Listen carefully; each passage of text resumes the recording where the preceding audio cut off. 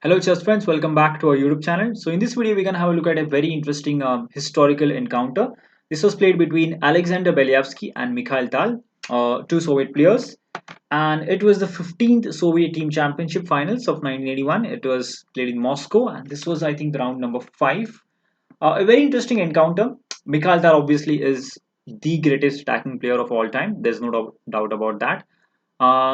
So he's playing against Alexander Beliavsky, and actually Beliavsky playing white here was successful in making a draw against the former world champion, right? So let us see what exactly happened, and there were very interesting attacking ideas in this game which we can learn from, and a very interesting philosophy. If you study the games played between Tal and Fischer in 1959, they played I think 4 games, and all the games were won by actually Tal. But if you study them carefully, you'll realize that Tal was actually on the defensive in most of the games. It was Fischer who was attacking Tal. And the same story you can see when there's an encounter between Fischer and Petrosian. So Petrosian is actually on the defensive, whereas Fischer is actually creating a positional masterpiece. If you look at the 1970 encounter, the candidates, or even the match of the century, if you look at those games, you'll see that actually Bobby is the one who's playing positionally.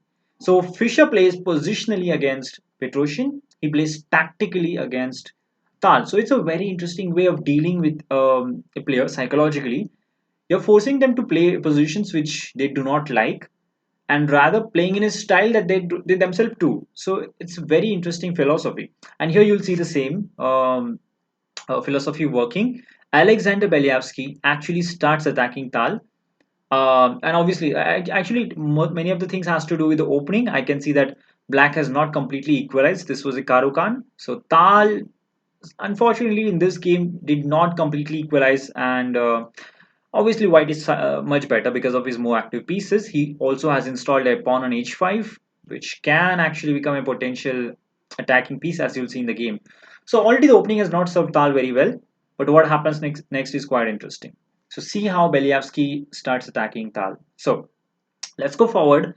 It was Tal to play, and Tal in this position played bishop to g5. It's a very logical move, obviously.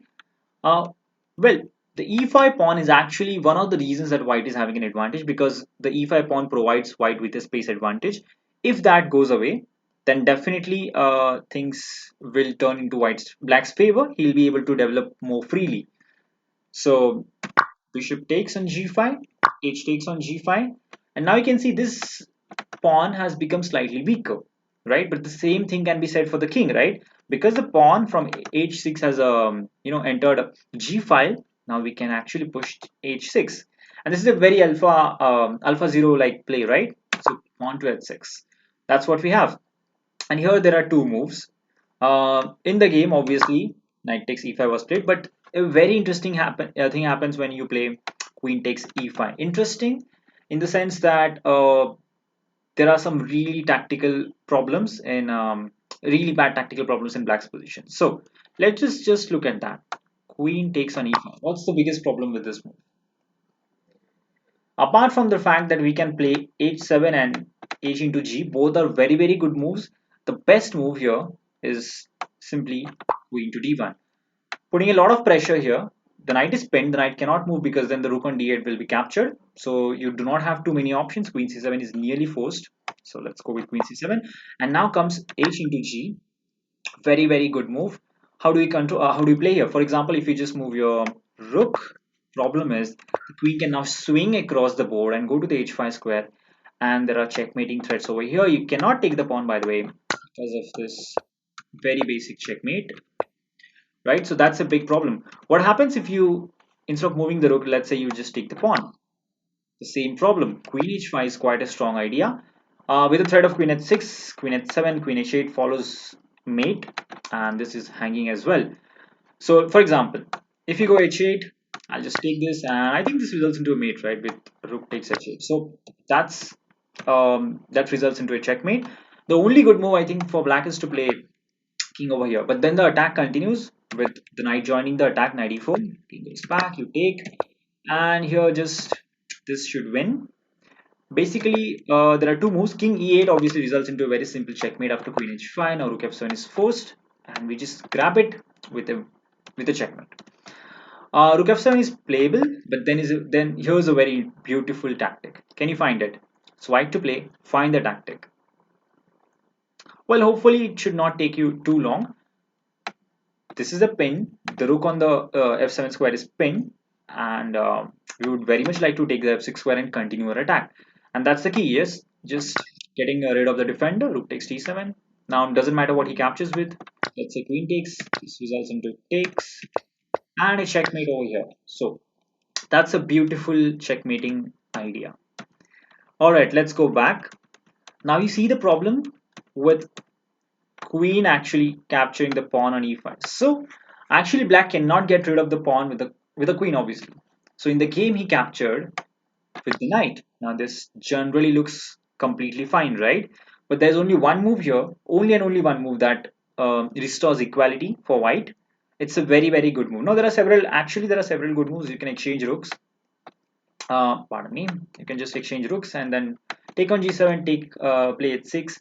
All are fine, but the best move here is what Beliavsky found. So here we go. White to play. Find the best move in the position. I'm going to leave you with this position for a moment. Find the beautiful option for white.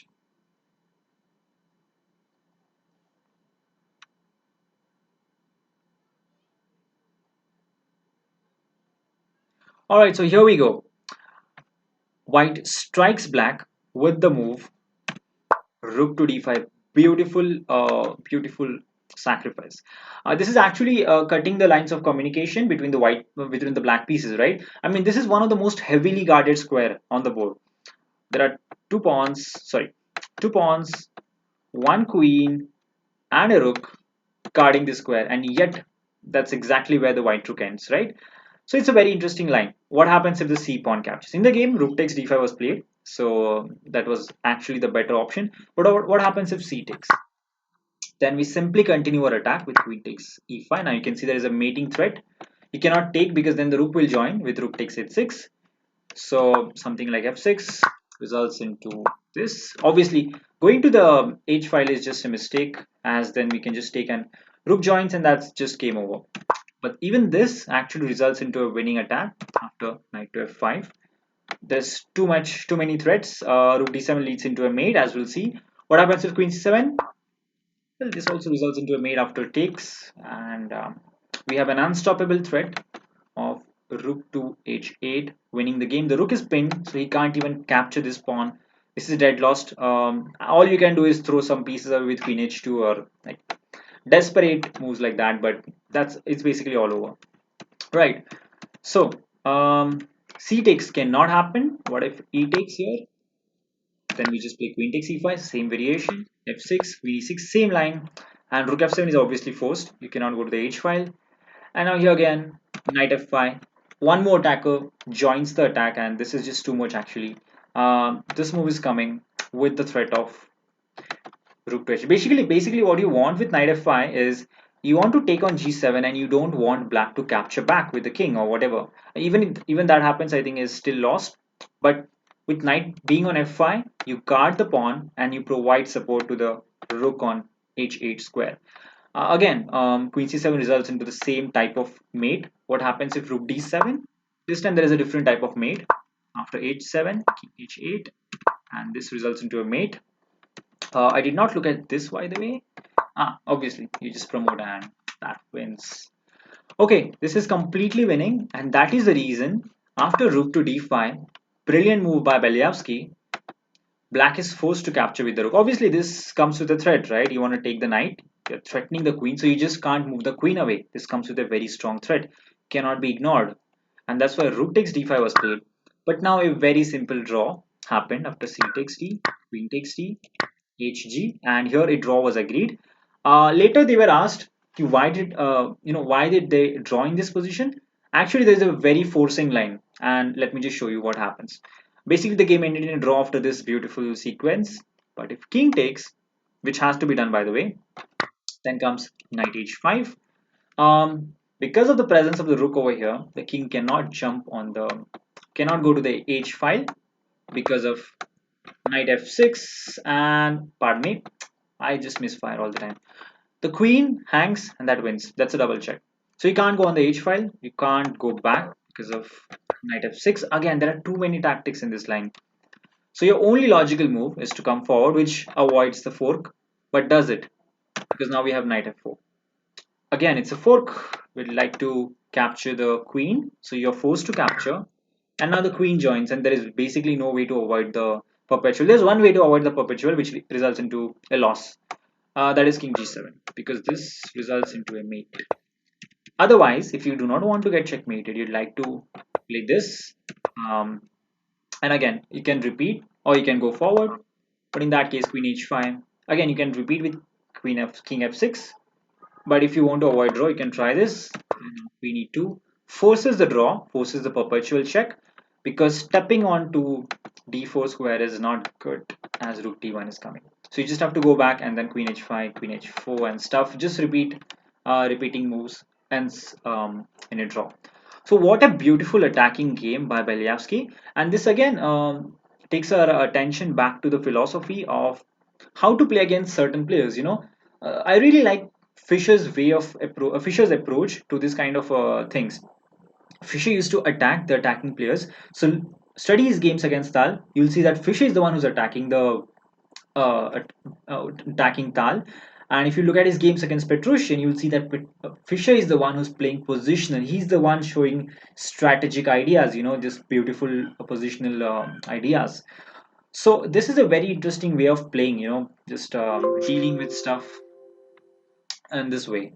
So, a very interesting philosophy. I don't know if this has a name. I think Lasker used it at some point, but I'm not very sure about it. So, hope you enjoyed this game and learned something from this beautiful rook sacrifice. It was actually what would the tactic be called as? I think cutting the lines of communication, right?